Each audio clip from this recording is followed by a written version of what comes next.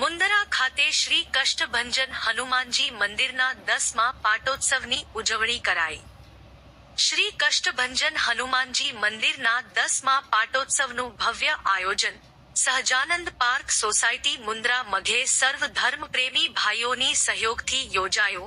10મો પાટોત્સવ તારીખ 14 ઓક્ટોબર 2025ના સ્થાનિક સહજાનંદ પાર્ક સોસાયટીના સૌના પૂર્ણ સેવા સહયોગથી અને અન્ય સ્થાન નિવાસી શ્રદ્ધાળુ ભક્તોના સહયોગથી ઉત્સવ ભવ્ય બન્યો.